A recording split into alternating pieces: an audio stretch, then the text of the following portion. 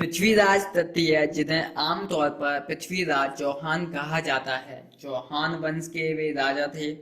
उत्तर भारत में 12वीं सदी के उत्तरार्ध में उन्होंने अजमेर और दिल्ली पर राज किया था। पृथ्वीराज का जन्म चौहान राजा सोमेश्वर और रानी कपूरा देवी के घर हुआ था। पृथ्वीराज और उनके छोटे भाई हरिराज दोनों का जन्म गुजरात में हुआ था, जहां उनके पिता सोमेश्वर को उनके रिश्तेदारों ने चालुक्य के दरबार में पाला था। पृथ्वीराज चौहान के जन्म को लेकर भी इतिहासकारों में अलग अलग मत हैं। पृथ्वीराज महाकाव्य में उनका जन्म 1 जून 1163 को गुजरात राज्य के पाटन पतंग नामक गांव में बताया गया है, जबकि कुछ इतिहासकारों ने उनका जन्म वर्ष 1166 में तो कुछ ने वर्ष 1168 में बताया गया है। पृथ्वीराज की पकड़ संस्कृत, प्राकृत, मागधी, पैशाचिक, सौर और अपभ्रंश इन सभी भाषाओं पर थी। पृथ्वीराज ने परंपरागत शिक्षा लेने के अलावा वेदांत, पुराण, इतिहास, सैन्य विज्ञान, मीमांसा और चिकित्सा की पढ़ाई की थी। वे संगीत और चित्रकला में भी पारंगत थे। गुजरात में जन्मे पृथ्वीराज चौहान में बचपन से ही प्रतिभा दिखाई देती थी। बचपन में ही कुशल योद्धा रहे पृथ्वीराज चौहान ने युद्ध के कई गुण सीखे थे। बाल्यकाल में ही उनके अंदर योद्धा बनने के सभी गुण आ गए थे। पिता की मृत्यु के बाद 13 साल की उम्र में ही उन्होंने अजमेर की गद्दी संभाल ली। उन्होंने सिर्फ 13 साल की उम्र में ही गुजरात के पराक्रमी शासक भीमदेव को युद्ध में हरा दिया था। इतिहासकारों की माने तो पृथ्वीराज चौहान की सेना में करीब 300 हाथी और करीब 3 लाख सैनिक शामिल थे। इनमें बड़ी संख्या में घुड़सवार भी शामिल थे। उनकी राजधानी अजमेरू आधुनिक अजमेर में स्थित थी। हालांकि मध्ययुगीन लोक किंवदंतियों ने उन्हें भारत के राजनीतिक केंद्र दिल्ली के राजा के रूप में वर्णित किया है, जो उन्हें पूर्व इस्लामी भारतीय शक्ति के प्रतिनिधि के रूप में चित्रित करते हैं। पृथ्वीराज के शासनकाल के दौरान के शिलालेख संख्या में कम हैं और स्वयं राजा द्वारा जारी नहीं किए गए हैं। उनके बारे में अधिकांश जानकारी मध्ययुगीन पौराणिक वृत्तांतों से आती है। तराइन की लड़ाई के मुसलमान खातों के अलावा हिंदू और जैन लेखकों द्वारा कई मध्ययुगीन महाकाव्य में उनका उल्लेख किया गया है।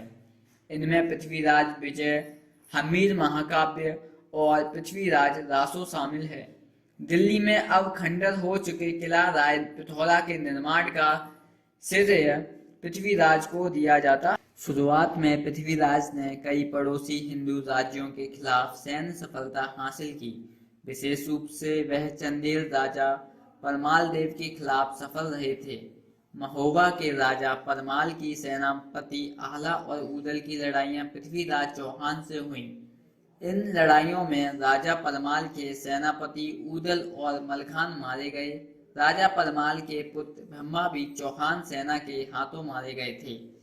आला के भाई ऊदल के चौहान सेना के द्वारा मारे जाने पर आला क्रोध में आ गए और वे पृथ्वीराज चौहान की सेना पर कौल बनकर टूट पड़े।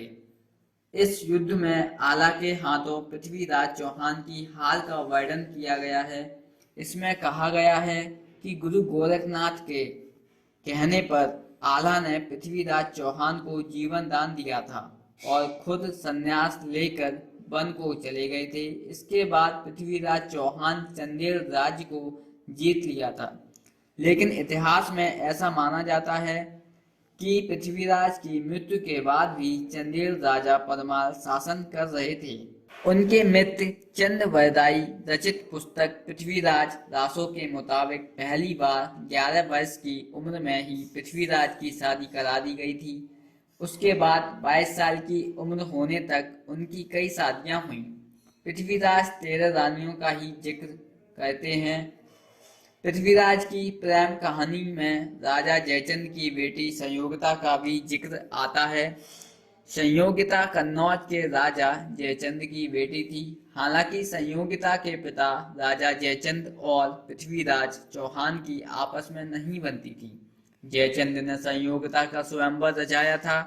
इसके लिए उन्होंने केवल पृथ्वीराज चौहान को छोड़कर पूरे देश से राजाओं को आमंत्रित किया। जयचंद ने पृथ्वीराज चौहान को पसंद नहीं करने के कारण देशवश उनकी एक प्रतिमा द्वारपाल के रूप में लगा दी। पृथ्वीराज ने संयोगिता को स्वयंवर से ही उठा लिया और दोनों ने गंधर्व विवाह किया। संयोगिता को उठा ले जाने के बाद जयचंद ने पृथ्वीराज से दुश्मनी मान ली। चंद्रवरदाई और पृथ्वीराज चौहान बचपन के दोस्त थे। इसके बाद चंद्रवरदाई एक कवि और लेखक बन गए थे। उन्होंने महाकाव्य पृथ्वीराज रासो लिखा है। पृथ्वीराज के बचपन के मित्र चंद्रवरदाई उनके लिए किसी भाई से कम नहीं थे। पृथ्वीराज चौहान ने 1186 से 1191 के दौरान मोहम्मद गौरी को कई बार धूल चटाई है। हालांकि कितनी बार हराया है, इस बारे में अलग अलग जानकारी दी गई हैं। हमीद महाकाव्य के अनुसार पृथ्वीराज चौहान ने मोहम्मद गौरी को 7 बार हराया है। पृथ्वीराज के प्रबंध के अनुसार 8 बार, पृथ्वीराज रासो के अनुसार 21 बार, जबकि प्रबंध चिंतामणि के अनुसार 23 बार हराया है। लेकिन इतिहास में तराइन की प्रथम और 2-3 लड़ाई का वर्णन किया जाता है। मुस्लिम स्रोत केवल 2 लड़ाइयों, तराइन के पहले और दूसरे युद्ध का जिक्र करते हैं। 1190-1191 के दौरान मोहम्मद गौर ने चौहान क्षेत्र पर आक्रमण किया और तवर हिंदा या तवर-ए-हिंद बठंडा पर कब्जा कर लिया। मोहम्मद गौर ने इसे 1200 घुड़सवारों के समर्थन वाले जिया-उद-दीन तुगलक के काजी के अधीन रखा। जब पृथ्वीराज चौहान को इस बारे में पता चला तो पृथ्वीराज चौहान ने दिल्ली के गोविंद राजा सहित अपने सामंतों के साथ तवर हिंदा की ओर प्रस्थान किया। तवर हिंदा पर विजय प्राप्त करने के बाद मोहम्मद गौर की मूल योजना अपने घर लौटने की थी। लेकिन जब मोहम्मद गौर ने पृथ्वीराज के बारे में सुना तो मोहम्मद गौर ने लड़ाई का फैसला किया और तराइन में पृथ्वीराज की सेना का सामना किया। लड़ाई में पृथ्वीराज चौहान की सेना ने निर्णायक रूप से गौरियों को हरा दिया। तबकात-ए-नसीरी के अनुसार मोहम्मद गौरी ने अपनी हार का बदला लेने के लिए अगले कुछ महीनों में 1,20,000 चुनिंदा अफगान, ताजिक और तुर्क घुड़सवारों की एक सुरक्षित सेना इकट्ठा की। इसके बाद उन्होंने जम्मू के विजय राजा द्वारा सहायता से सुल्तान और लाहौर होते हुए चौहान राज्य की ओर प्रस्थान किया। पड़ोसी हिंदू राजाओं के खिलाफ अपने युद्धों के परिणाम स्वरूप पृथ्वीराज के पास कोई भी सहयोगी नहीं था। फिर भी उन्होंने गौरियों का मुकाबला करने के लिए एक बड़ी सेना इकट्ठा करने में कामयाबी हासिल की। मोहम्मद गौरी ने अपने गजनी स्थित भाई गिराज उद-दीन से राय मशवरा लेने के लिए समय लिया। फिर मोहम्मद गौरी ने अपने बल का नेतृत्व किया और 1192 में चौहानों पर हमला किया। मोहम्मद गौरी ने पृथ्वीराज चौहान को निर्णायक रूप से हराया। पृथ्वीराज चौहान ने एक घोड़े पर भागने की कोशिश की, लेकिन सरस्वती किले के पास पृथ्वीराज चौहान को पकड़ लिया गया। इसके बाद गौरी ने कई हजार रक्षकों की हत्या करने के बाद अजमेर पर कब्जा कर लिया, कई और लोगों को गुलाम बना लिया और शहर के मंदिरों को नष्ट कर दिया।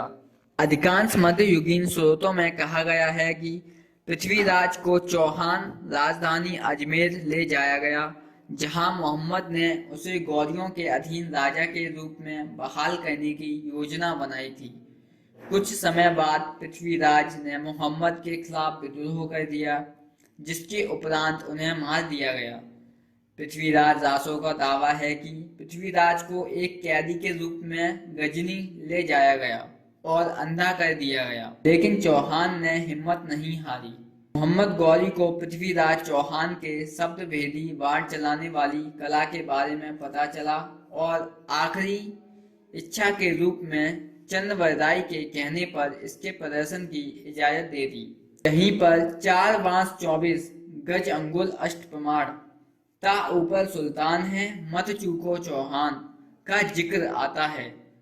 पृथ्वीराज चौहान के लिए मोहम्मद गौरी की दूरी मापने के लिए चंद्रवरदाई का यह संकेत काफी था। मोहम्मद गौरी ने जैसे ही शाबाश बोला, आवाज सुनकर पृथ्वीराज चौहान ने शब्द भेदी बाण चला डाला और मोहम्मद गौरी की मृत्यु हो गई। हालांकि इसको लेकर भी इतिहासकारों में मंतांतर है, ऐतिहासिक साक्ष्य द्वारा समर्थित नहीं है। पृथ्वीराज की मृत्यु के बाद मोहम्मद गौरी ने 1 दशक से अधिक समय तक शासन करना जारी रखा। पृथ्वीराज की मृत्यु के बाद गौरियों ने उनके पुत्र गोविंद राज को अजमेर के सिंहासन पर राजा नियुक्त किया। 1192 में पृथ्वीराज के छोटे भाई हरिराज ने गोविंद राज को हटा दिया और अपने पैतृक राज का एक हिस्सा वापस ले लिया। गोविंद राजा रणस्तंभपुरा चला गया, जहां उसने शासकों की एक नई चौहान शाखा स्थापित की। बाद में हरिराज को गौरियों के जनरल कुतुब-उद-दीन ऐबक ने हराया था। पृथ्वीराज चौहान के बच्चे उत्तराधिकारी उनके पुत्र गोविंद चौहान थे।